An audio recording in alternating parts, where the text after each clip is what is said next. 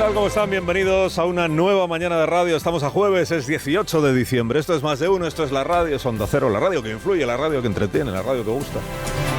Déjenme que les cuente una historia que es muy corta, ya verán. Esta la escribió Giovanni Papini hace más de 100 años. Dice: vagué por la ciudad tratando de saber quién era y todos me miraban mal. Fui a casa de quienes habían estado conmigo en la hora de la fiesta y uno no estaba, otro no me dejó entrar, el tercero me echó, el cuarto quería llamar a la policía. Todas fueron visitas inútiles porque nadie admitía conocerme. Desprovisto del disfraz y la máscara, yo era un perfecto desconocido.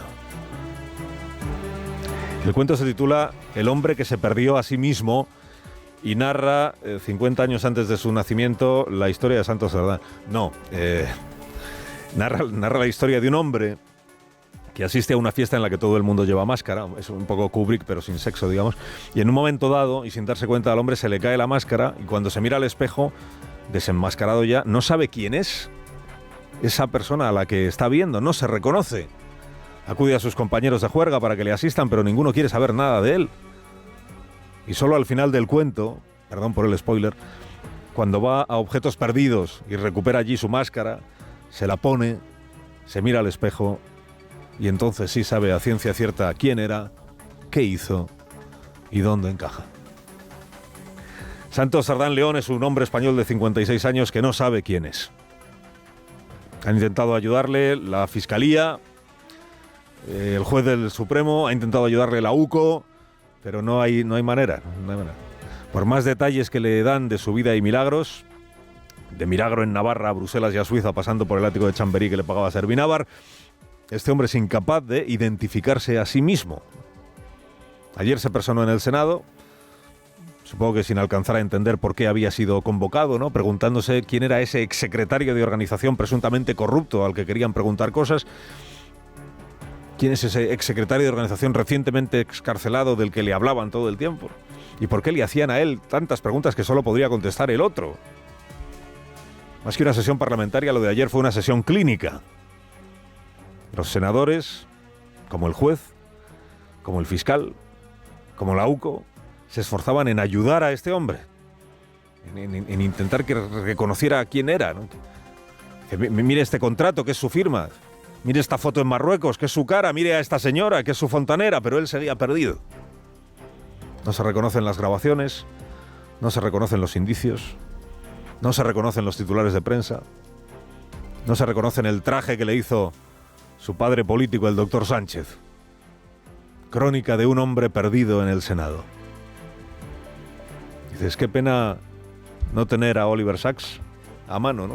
Oliver Sacks, el neurólogo y escritor antes que neurólogo, ahora que se ha conocido que como buen escritor Oliver Sacks cayó en la dulce tentación de adornar sus historias clínicas para hacerlas un poco menos clínicas y aún mejores historias, ¿no?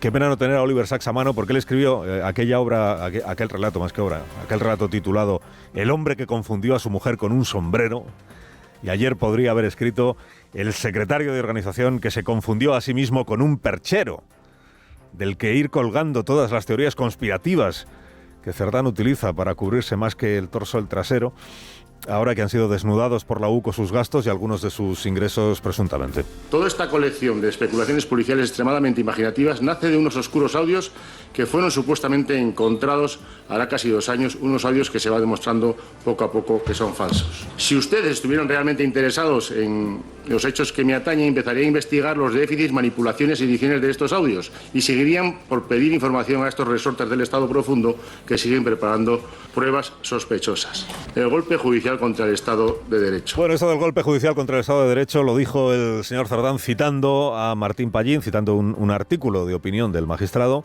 emérito, en el que Martín Pallín, por cierto, no dice ni media palabra ni del caso Koldo, ni del caso Ábalos, ni del caso Cerdán. Es un artículo que habla de otras cosas y de otros casos, del fiscal general del Estado, pero no de esto suyo, de Cerdán.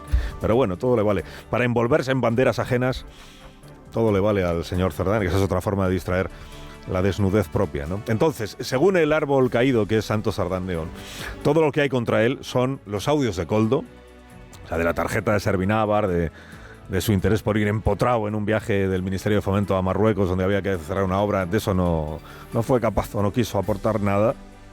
Desde luego no fue capaz de aportar nada en su descargo. Todo lo que hay son los audios que él, de manera, digamos, neutral y absolutamente desinteresada, dice que son falsos.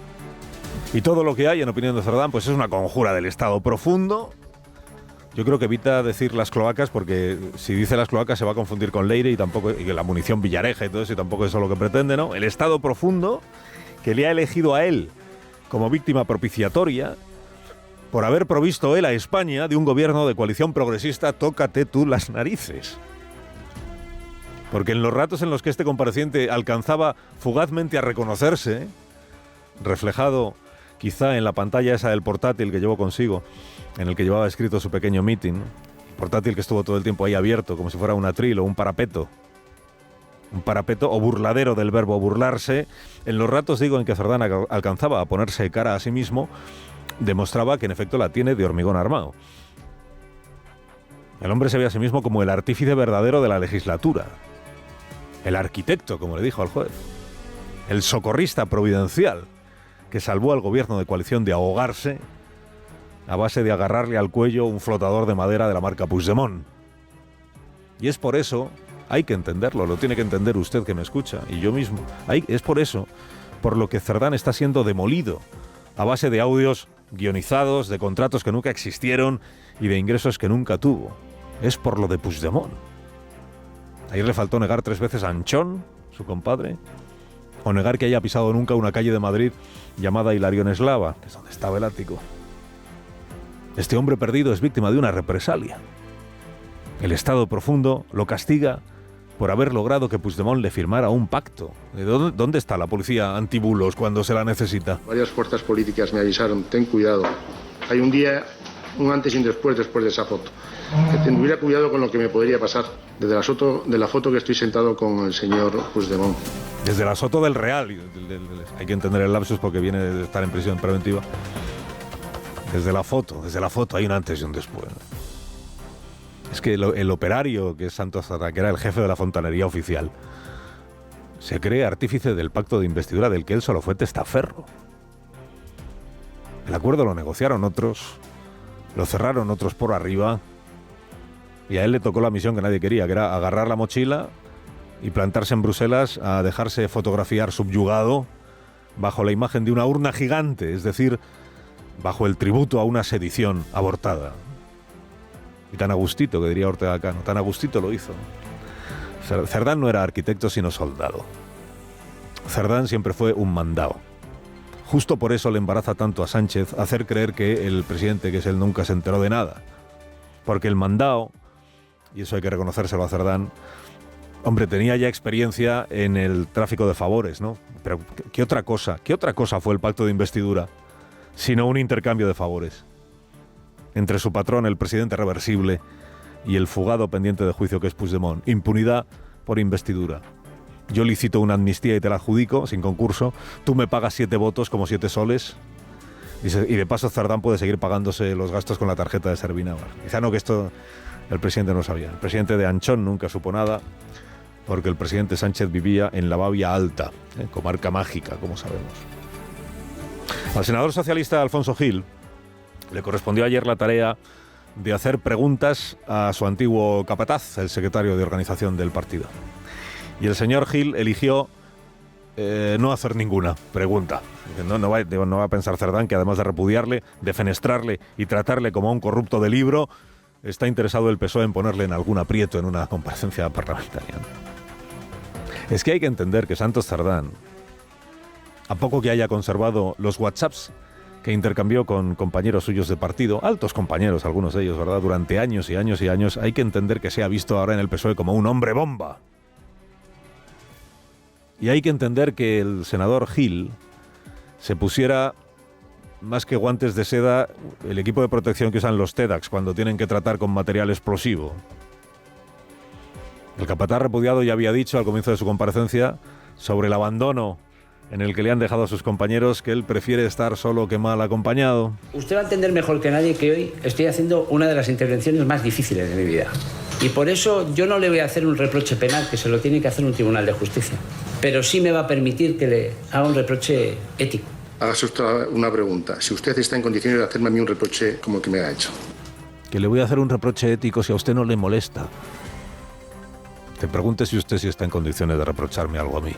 Dice, qué buen ambiente entre ex colegas, ¿no?